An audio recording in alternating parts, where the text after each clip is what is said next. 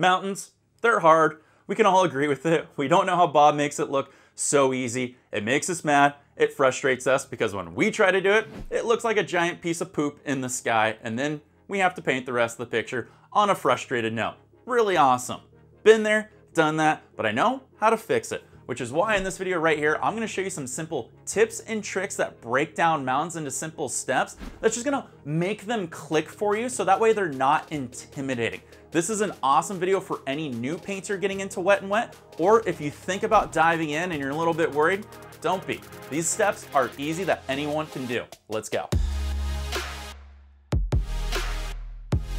Hey, what is up all you awesome people? Wild here to make sure you become bigger and better with your creative adventures. On this channel, we do a lot of tips, tricks, how-tos, tutorials, and awesome educational videos to give you confidence with your journey. First time here, make sure you do me a favor and hit that big red subscribe button down below and tick that bell so you know when my videos go live for you. When it comes to conquering mountains, it's easier to think about them in smaller steps to build your confidence, which is what all these tips and tricks are kind of centered around. So if you're already doing better with your mountains, kind of cherry pick some of these tips to apply to your mountains to improve them. All right, let's move over to our canvas and I'm gonna show you each individual step to make mountains a little less intimidating for you. When it comes to painting mountains as a beginner, we all have one big problem. In fact, we're all overcompensating.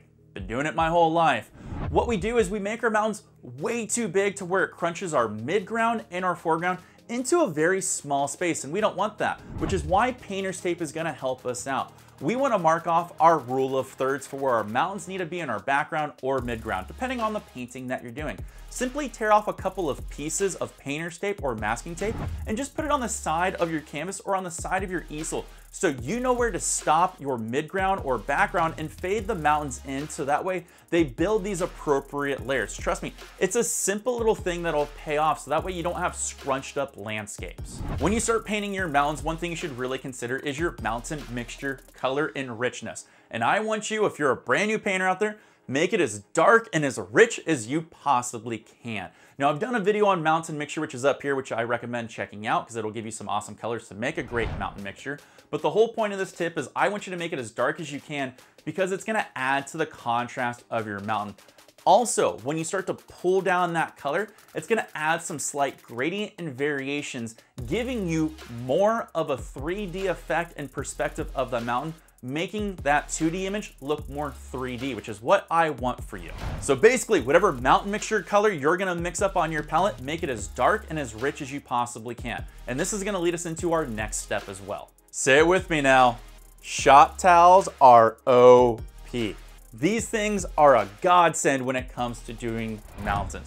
The reason they're so important is because it allows you to work off the excess paint on your canvas that you don't want. The excess liquid white and the excess mountain mixture that we're putting on our canvas are filling in all the gaps or the toothing of our canvas. And when we can work that off, we're exposing more of the toothing of the canvas. So when we take our palette knife with our paint on it, it's gonna be able to grab these teeth, making the paint break so much easier. And I mean a lot easier. If you don't believe me, literally, go buy some shop towels. Hey, link down below, shameless promotion, I don't mind.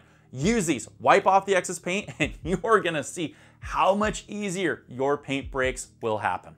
Like no joke, I use shop towels so much in my paintings, you would be astonished. When it comes to your snow on your mountains, we've all heard Bob Ross say, hey, you wanna make sure you have a firm paint, but a lot of paints aren't firm, so let's make them firmer. One awesome tip I would give any painter out there, if you know you're gonna paint for the day, hey, take some white on your palette, pull it out nice and thin, and leave it there for 30 minutes to an hour. Let it tacky or harden up a little bit. And this is gonna make it extra firm for when you take it across your canvas, giving you beautiful paint breaks. Now, if you don't have a lot of time, that's okay. One awesome tip you can do is take a little bit of your paint in a paper bag or cardboard, make sure it's clean, obviously, and you can take your paint here, and the cardboard is so porous, it's gonna absorb all that extra oil, and take this, move it to your palette, and now you have an extra hard, innuendos are too hard for me to ignore. An extra firm paint that I guarantee will make paint breaking so easy. God, I'm so immature.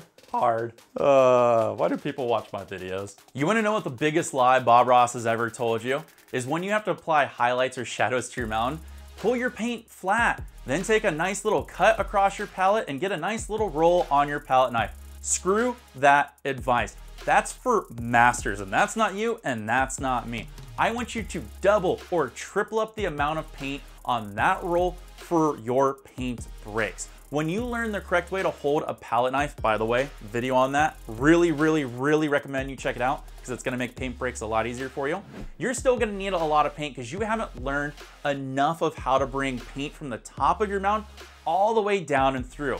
Most of you, when you start painting mountains, you run out of paint at the very tip and peak of your mount, and then you have nothing to paint break all the way down through, making it look natural, which is why you need to double or triple up so you have enough paint to bring all the way down and across. And as you get better, you can start making that roll of paint on the end of your knife thinner and smaller as you go, because you're gonna get better at doing it every single time. But right now, double and triple up on the amount of paint on the end of your knife. If you plan on having your mountains turn out great, you need the right tools, which is why I recommend having 2 palette knives, one large and one small. So that way you can fill in all the big gaps and all the smaller fine detail gaps that you may need. Yeah, you can get away with one palette knife for a while and using the other end, but trust me, it's just so much easier using a smaller palette knife for smaller and finer details. And trust me, both of these are multitaskers, which is why I recommend getting 2 palette knives, one big, one small. When it comes to painting mountains, the best advice I can give literally any new painter is the first 100 paintings you're gonna paint that have mountains in it are gonna suck.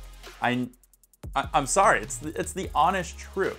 You need to set the bar really low. You're just starting off on your adventure, so don't expect too much. If it looks anything close to mountain, consider that a win. When you want to become better at painting mountains, it literally requires just practice, practice, and practice. And then when you start applying all these things that we're teaching you, they're gonna get better and better and better. But don't expect everything right off the bat. You gotta refine your skills. Now, if you're still painting crappy mountains or you suck at painting them, hey, you know what? I did an awesome video that shows you why your crappy mountains are crappy and how you can make your crappy mountains better. A lot of crap. I want you to watch this video right over here that's gonna make you a better mountain master. It's an awesome video that goes over a lot of tips and tricks and insight of how you can become better. Wild here, helping you become bigger and better with your adventures. And as always, stay safe, make sure your brushes stay wet, and of course, peace.